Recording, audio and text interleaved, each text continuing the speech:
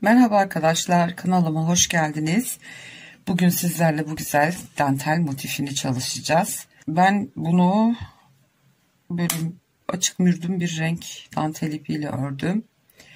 Şöyle gösterelim yakından. Örümü çok zevkli, çok da güzel duruyor birbirine eklendiği zaman. Ben bunu örerken Yarn Art'ın Lili ipini kullandım. 50 gramlık bir ip, 225 metre. %100 koton merserize, renk numarası da 0075.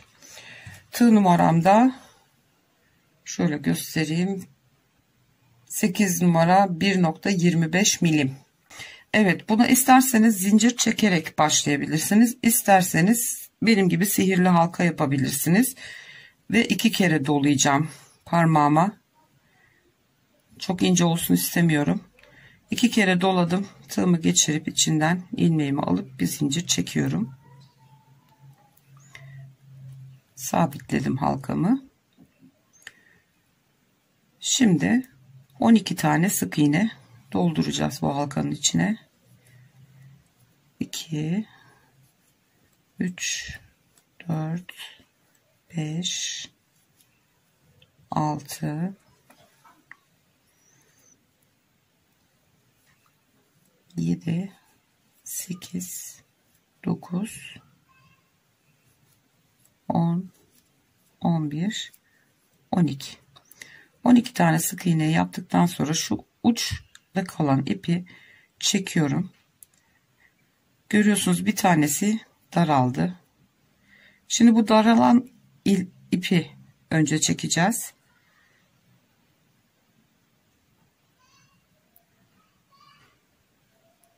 İki kat sarmıştık ya parmağımıza, ilk katını daraltıyoruz. Ondan sonra kalan diğer ipimizi çekmek için de halkamızı kapattık tamamen. İpi çekiyoruz ve gördüğünüz gibi ortası kapandı. İlk sık iğnenin tepesine sabitliyoruz kaydırma zinciriyle. Bu çalıştığımız trabzanlar tığımıza 3 kere dolayıp 4 kere de çekiyoruz. O yüzden 1 2 3 4 5 tane zincirle başlıyoruz. Tığıma 3 kere doladım. Sıkıladığım sık iğneden başlıyoruz. İlk sık iğnemiz, hemen zinciri çektiğimiz sık iğnenin dibine batıyoruz. İkişer kere de 2 2 toplayarak 3 sefer çekiyorum, tığımda bırakıyorum. Tekrar 3 kere doladım. Aynı sık iğneye tekrar 2 2 ve 2 olarak çektim. Tığımda 3 tane ilmek var. Hepsini bir kere de toplayıp bir zincirle sıkıştırıyorum. Bu şekilde uzun uzun trabzanlarımız olacak. 1 2 3 4 5 tane zincir çekiyoruz. Tekrar 3 kere doluyoruz ve yanındaki sık iğneye hemen batıp yine ikişer ikişer çekiyoruz. 3 kere yaptık bunu. 3 kere doluyoruz. Aynı sık iğneye tekrar. Her bir sık iğnenin tepesine bu işlemi yapacağız. 3 kere doluyorum. Yine sık iğneye 3. kez trabzanımı yaptım. Ve 4 ilmeğimi birlikte toparlıyorum. Bir tane zincir çekip sıkılıyorum. 1 2 3 4 5 zincir çekiyoruz. 3 kere doluyoruz ve yanındaki 3. sık iğneme batıp aynı işlemi tekrarlıyoruz. 3 doluyoruz. Aynı sık iğneye 2 2 çektim. 3 kere doladım. 2 2 çektim. Kalan ilmekleri toparlayıp bir zincirle sabitliyorum. 2 3 4 5 tane zincir çekip bir yanındaki sık iğneye batıp aynı işlemleri devam ediyoruz. Bu şekilde toplamda 12 tane böyle trabzanlarımız olacak. sıramızı tamamlayıp gelelim. 12 tane böyle üçlü trabzanı yaptım. Daha doğrusu badem diyelim. Şimdi bu son birleştirme yerini farklı yapacağız. Onun için 2 tane zincir çekiyorum. Sıkıştırma zincirinden hariç toplamda 3 oluyor. Üstüne doladım ve şu bademin tepesindeki ilk zincire batıp buraya ikili trabzan örüyoruz. Yani şöyle yine bu boşluğu yaptık ama ikinci sıraya ortadan başlayabilmek için bu şekilde birleştirdik. Şimdi bir sonraki sırayı sadece zincir döneceğiz. 2, 3, 4, 5, 6, 7 zincir çekiyoruz. Bir sonraki boşluğa sık iğne yapıyoruz. 7 tane zincir, bir tane sık iğne. Bu şekilde bu sırayı dönüp bitirelim.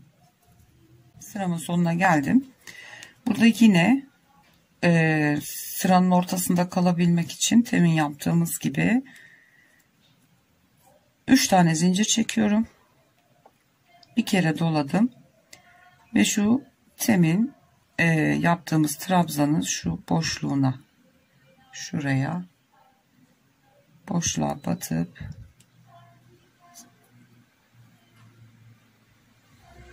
yine trabzan örüyorum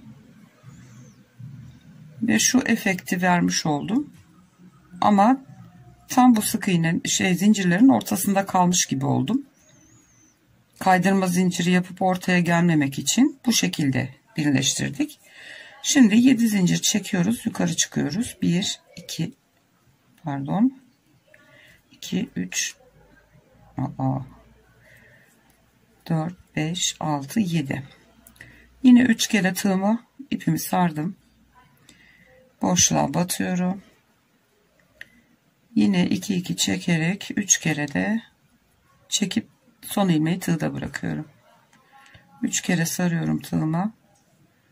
Aynı boşluğa batıp yine 2 2 3 seferde çektim. 3 seferde oluyorum. 2 2 çekerek yaptım. Hepsini birlikte toplayıp bir sıkılama zinciri atıyorum. Şimdi 10 tane zincir çekeceğiz. 5 10 10 tane zincir çektikten sonra tekrar 3 kere sarıyoruz. Aynı boşluğa, aynı zincirin içine batıp yine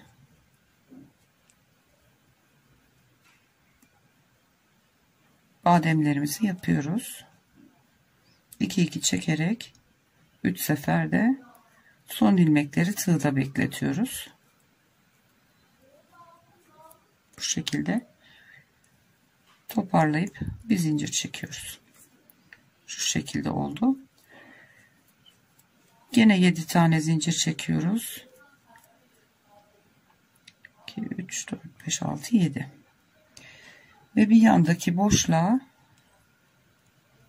sık iğne ile tutturuyoruz. Yani şu şekilde oldu. Tekrar 7 zincir,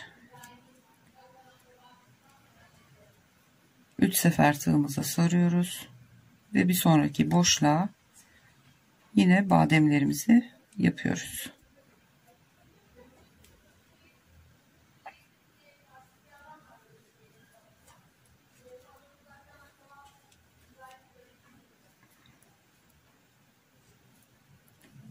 Evet, 3 tane yaptık. Toparlıyoruz. Bir zincirle sıkıştırıyoruz. 10 tane zincirimizi çekiyoruz.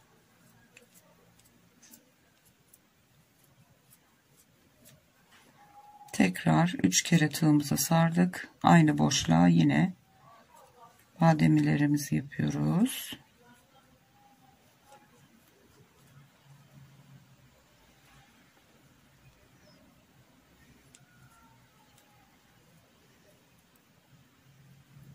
Ve kapatıyoruz. bir zincir çekip sıkılıyoruz. 7 zincir çekip bir sonraki boşluğa sık iğne ile tutturuyoruz. İlk 2 yaprağımızı yapmış olduk. Bunun gibi toplamda 6 tane olacak. Şimdi sıranın sonuna kadar işlemimizi yapalım. Birleştirme yerinde tekrar birlikte geldim. Son dilimimi de yaptım. Bademi yaptım. Bir zincirimi çektim. 2 kere dolayacağız. Birleştirme yerine batıyorum. 2 ve 3 seferde çekiyorum. Biraz uzuncana çekelim. Evet, bu şekilde birleştirmiş olduk. Şimdi örgümüzü ters çeviriyoruz. Ve şu gördüğünüz tam bademin tepe noktasındaki sık iğneye şöyle batalım ve bir tane kaydırma yapalım. Bir sonraki zincirin içine batıyorum. Şöyle bir tane daha kaydırma yapıyorum. 1 2 3 4 5 tane zincir çekip dönüyorum. Şimdi bir üst sıramıza geçiş yapacağız. Tığımızı tekrar 3 kere doluyoruz ve 10 tane zincir çektiğimiz şu boşluklu alana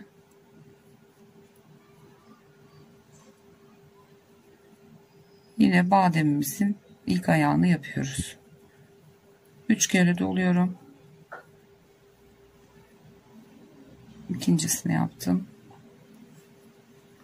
2 seferde çekerek 2 2 çekerek 3 seferde çıktım. Topladım. Kapattım. Şimdi buraya 5 zinciri neden çektik? Sıra sonunda anlayacaksınız onu. 1 2 3 4 5 6 7 zincir çekiyorum. 2 kere doluyorum. Aynı boşluğun içine yine bir badem yapıyorum. 3 kere doladım. 2 2 çekerek 3 seferde çıkartıyorum.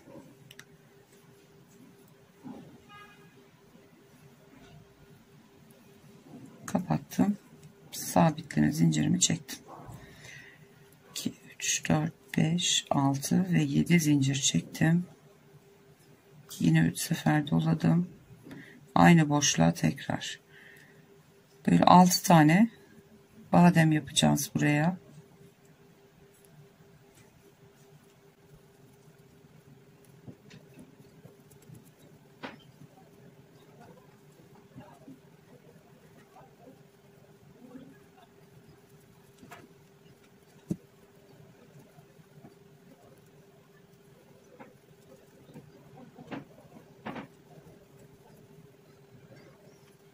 Sonuncusunu yapıyorum.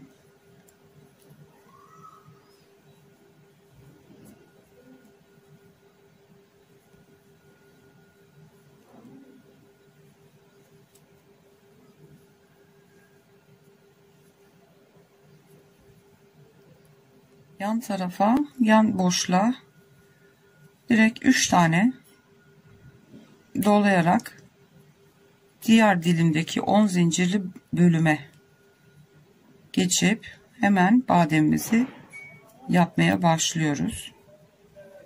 Başka hiçbir işlem yok. Zincir falan yok arada. Kapatıyoruz artık aralıklarını. Diğer dilimde sadece badem yaparak arada zincir falan çekmeden direkt bademlerimizi yapmaya başlıyoruz. Onu göstermeyi unuttum. Bu şekilde ikinci altılı badem grubunu yapmaya geçtik. Sadece bunun tepesinden bir tane zincir çekip sıkıladık ve diğer boşluğumuza atladık. Bu şekilde bütün dilimleri bitirelim. Son dilimde birlikte olacağız. Evet arkadaşlar, ben komple sıramı döndüm. 6. dilimimde 5 tane bademimi yaptım. Son bademi bıraktım. Onu şimdi birlikte yapacağız. Şimdi 5 tane bademi yaptım. Son bademi yapacağız. 7 tane zincirimi çektim. 3 kere doluyorum. Ve şuradaki son boşluğuma batıyorum ve bademlerimi yapacağım şimdi. 3 tane böyle üçlü trabzan yaparak yapıyorduk bademimizi. Şimdi şurada 5 zincir çekmiştik hani. Onu buraya bağlayacağız. Dolayısıyla 2 tane yapıp bırakıyoruz ve şu kısma batıp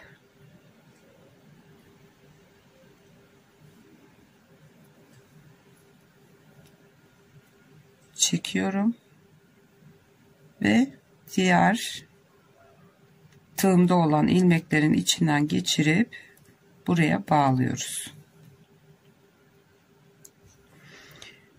Yani 3. bademimiz şu şekilde 5 zincire bağlamış olduk. Bunun gibi 3 tane trabzan görüntüsünü elde etmiş olduk. Motifimizi tamamlamak için bu şekilde yapıyoruz buradaki işlemi. Şimdi artık son sıramız komple sık iğne ve pıtırcıklarımızı yaparak gideceğiz. Şimdi 5 tane boşluğumuz oluştu burada zincirlerden oluşan. Şimdi ilk boşluğumuza bir zincir çektik, yukarı çıktık. Şu ara boşluğa bir tane sık iğne yapıyoruz hemen. Pardon, şuraya. 2 fıstığın tam arasına yaparak bir tane sık iğne yaptık. Boşlukların içine de şimdi ilk boşluğa 6 tane sık iğne yapıyoruz. 3 4 5 6. Geçiyoruz yan tarafa. 1 2 3 4 tane sık iğne yapıyorum. 1 2 3 zincir çekiyorum ve şu şekilde batıp kaydırma zinciri yapıyorum ve yine devam ediyorum. 4 tane sık iğne daha. 2 3 ve 4. Baştakine 6 battık. Buraya 4 4 8 tane yapmış olduk sık iğneyi. Yan tarafa geçiyorum. Tekrar 4 tane sık iğne yapıyorum. 3 4 3 zincir çekiyoruz ve şu kısma şöyle yakından göstereyim. Şöyle önden batıyoruz. İlmeğimizi aldık ve ilmeğin içinden kaydırıyoruz. Devam ediyoruz. 4 tane sık iğne yapıyoruz gene. 3 ve 4. İkinci pıtırcığımızı da yaptık.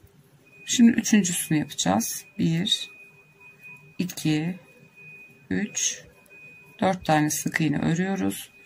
1 2 3 zincir çekiyoruz ve şu sık iğnenin şu tepesinden batıp öndeki ilmeği de alarak içinden geçiriyorum ve tığımdaki baştaki şu ilmeği gerideki ilmeğin içinden geçiriyorum. Kaydırma yapıyoruz. Tekrar 4 zincirle devam edip sık iğne ile devam edip 8 sık iğnemizi tamamlıyoruz. Bu şekilde 3 tane pıtırcığımızı yaptık. Başta 6 sık iğne yaptık. Şimdi sonuncusuna da 6 tane sık iğne yapacağız. 1 2 3 4 5 ve 6.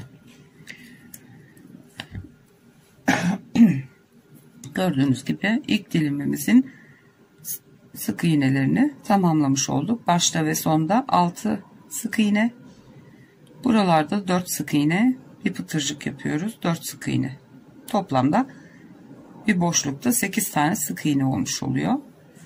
Yan tarafa geçerken şu alttaki 2 tane bademin arasına şöyle boşluğa batıp bir sık iğne buraya yapıyoruz. Ortaya. Ondan sonra yandaki ilk boşluğumuza geçip 6 tane sık iğnemizi yapıyoruz.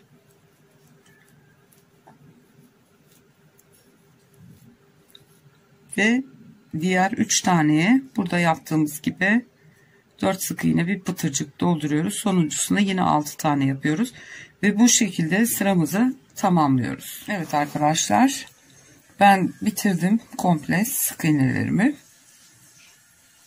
Şimdi en son şu ortada yaptığımız sık iğnenin tepesine batıp bir tane kaydırma zinciriyle kapattım. Bir zincir çekip ipliğimi kesiyorum. Evet, ipimizi arkaya yedireceğiz. Bu şekilde motifimizi bitirmiş olduk. Eklemesini de şu şekilde başlardaki ilk pıtırcıklardan şöyle karşılıklı birbirine ekleyeceğiz. Ortadakiler boş kalacak. Bir sonraki motifi de birini buradan şöyle uzağa alayım birazcık. Şöyle karşılıklı birer tane ilk pıtırcıklardan tutturacağız. İkinci pıtırcık, ortadaki pıtırcıklar boşta kalacak. Diğer baştaki pıtırcıklardan da bir sonraki motifimizi bir buradan tutturacağız. Bir buradan tutturacağız. Ortadakiler boş kalacak. Yine baştaki ilk pıtırcıklardan diğer motifimizi tutturacağız. Bu şekilde karşılıklı gelmiş olacak.